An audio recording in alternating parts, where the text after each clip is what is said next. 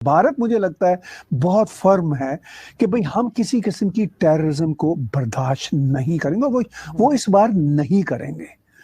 अगर पाकिस्तान के किसी रोग एलिमेंट ने कोई काम बुरा कर दिया तो मैं आपको कि मेरी असेसमेंट है कि भारत का फिर रिटेलिएशन बहुत खतरनाक होगा, और वो रिटेलिएशन सिर्फ भारत का नहीं होगा, वो इंटरनेशनल रिटेलिएशन भी होगा। नमस्कार दोस्तों, हमारे चैनल में आपका स्वागत है।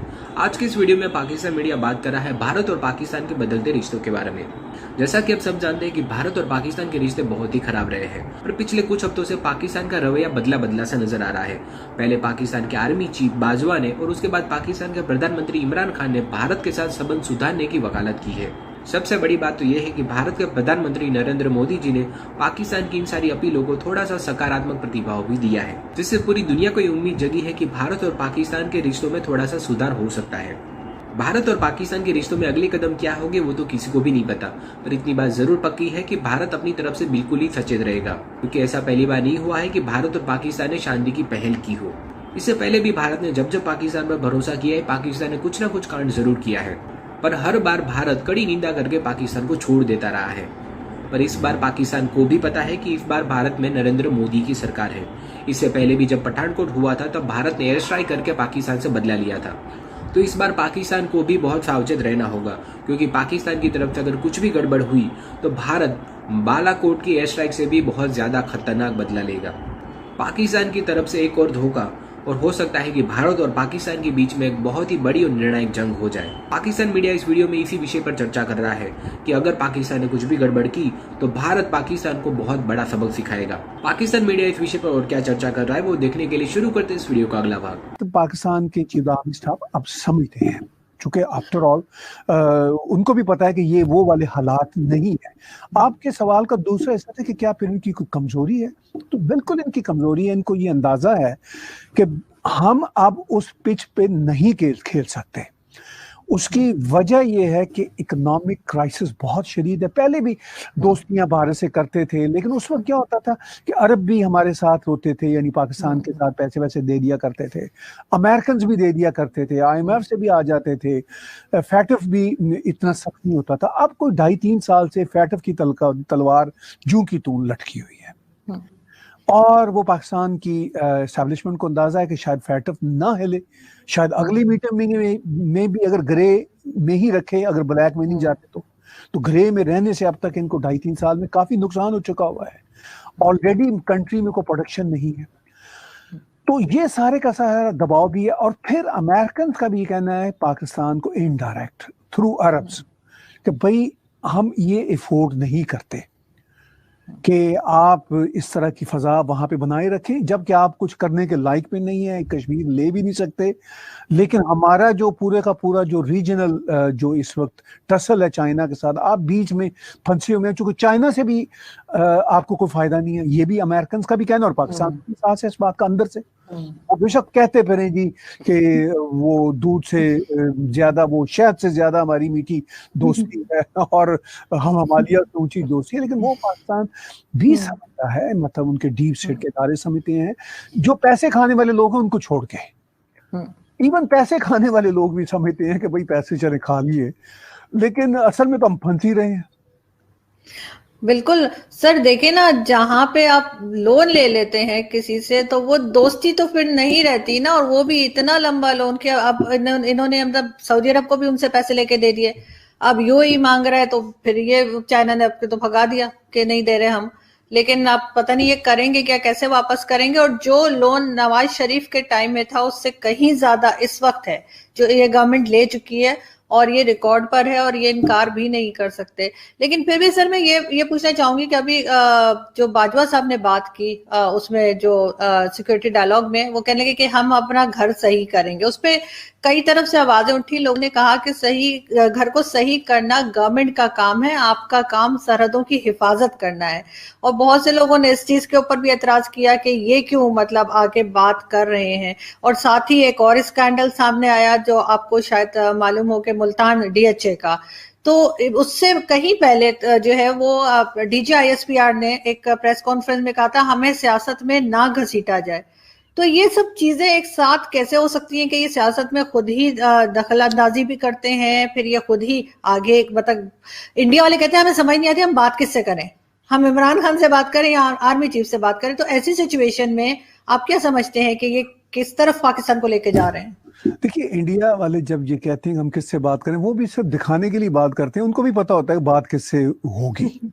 उन्होंने भी अभी जो सीज फायर किया कोई इमरान खान के कहने पे नहीं किया, उन्होंने भी आर्मी की जब पाकिस्तान आर्मी ने अप्रोच उनसे किया तो जनरल बाजवा साहब या आर्मी के और लोग कि हम अपना घर पहले ठीक करेंगे, तो लोग के ये कहते हैं कि जी आप कौन होते हैं घर ठीक करने वाले। तो मैं ये समझता हूँ ये उन लोगों का भी भोलपन है, उनको भी पता है कि घर ठीक मतलब ठीक अनकोट अनकोट जिसको ठीक पता नहीं ठीक है भी या नहीं है, जो भी होना है या जिस तरह का एक्शन भी होना है वो इन्हीं से होना है।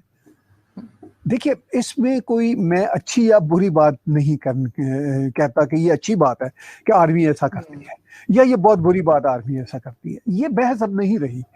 बहस ये है कि ये ऐसा ही होता है पाकिस्तान में और ये कोई नई बात नहीं है, अरसा दराज से हो रहा है। अब जब पाकिस्तान के आर्मी चीफ जब ये कहते हैं कि हम पहले अपने घर को ठीक करेंगे, तो ये एक बेकार की बहस करने की बजाय मैं उन लोगों से भी कहता हूं जो अपने आप को जमहूरियत पसंद कहते हैं, मैं खुद भी जमहूरियत पसंद हूं, जब वो इस बहस में उलते हैं जी आप कौन होते हैं घर ठीक करने वाले या बुरे, वो ये उनसे बैठ के बात करें कि जनाब आप और हम मिल के सोचेंगे घर को ठीक कैसे करना है। इसको हम एक उर्दू का एक फ्रेज है कज रवि कि हम बड़े कूल बनने की खातर कहते हैं जी देखिए आप कौन होते हैं घर को ठीक करने वाले, वो तो हुकूमत का काम है। क्या जो ये बात कर रहे हैं फैशनी मेरी तरह के लिबरल, क्या उनको पता नहीं है कि मतलब ये घर जैसा भी है चला तो ये रहे हैं।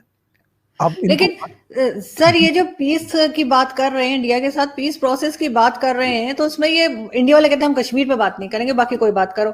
और ये तो एक्सटेंशन ही इन्होंने कश्मीर के नाम पे लिया था कि जी मैं कश्मीर जो है फतह करके लाऊंगा। तो ये कैसे, ये सब सेटल कैसे करेंगे, मुझे ये समझ नहीं आ रही। कोई वो देखिए, वो हाथी के दांत खाने के और दिखाने के और होते हैं। कह दिया कि भाई हम वो कश्मीर के नाम पे अपना एक्सटेंशन ले रहे हैं और फतह करके लाएंगे, तो फतह तो 70-72 साल से ना हो सका, तो अगले 3 साल में क्या हो जाना है, वो उनको भी पता था। अब कश्मीर के नाम पे वहां पे सब कुछ बिकता है, ठीक है। अब पाकिस्तानी अवाम हो या दुनिया की कोई भी अवाम हो, देखिए उन सब का जो होता है ना याददाश्त, वो बड़ी कमजोर होती है। वैसे भी जनता को इन बातों का पता होता है, पाकिस्तान की अवाम को भी एहसास है कि यार हमारी फौज ने 70-72 साल से कश्मीर का क्या किया है। इस 70-72 साल में बांग्लादेश अलग हो गया, बलूचिस्तान के हालात बहुत खराब हैं, पश्तून भी नाराज हैं, इवन महाजिर भी बहुत सारे नाराज हैं, सिंधी भी नाराज रहते हैं अरसा दराज से।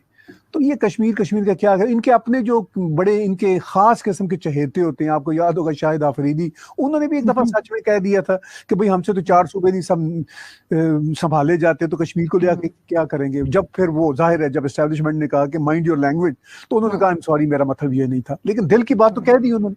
सच यही है जो पाकिस्तान का बच्चा जानता है कि भाई ये ऐसे ही हमें यानी दिखलावा है। अब इस सारी सूरत हाल में इनको करना ये चाहिए, और इन पे जो तनकीद करने वाले हैं उनको ये करना चाहिए कि बैठ जाएं आपस में और कहें कि हमें इस मुल्क की इकोनॉमी को करना है। अब पाकिस्तान की आर्मी पाकिस्तान की सबसे बड़ी स्टेक होल्डर है, पॉलिटिक्स की मैं बात कर रहा हूँ।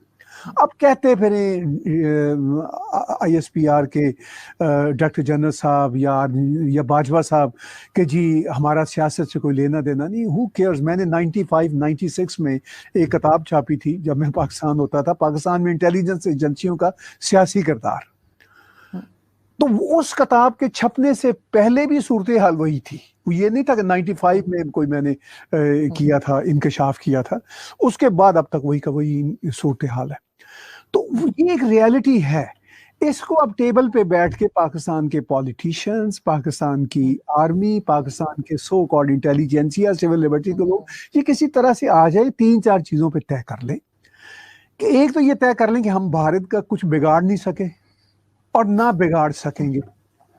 फायदा क्या, ये जो बेचारे गरीब अवाम का कोई 20-30 बिलियन डॉलर हम इधर उधर से लेके लगा देते हैं, असला लेते हैं कोई 11-12 बिलियन डॉलर का और खर्चा है, तो इसको पाकिस्तान की डेवलपमेंट पे करें और कश्मीर को एज ऑफ नाउ जो कि मुशर्रफ कर रहे थे, अब इंडिया ने तो कर ही दिया। इंडिया ने कहा ये हमारी यूनियन टेरिटरी है, खत्म है, एलओसी प्रैक्टिकली खत्म हो गई।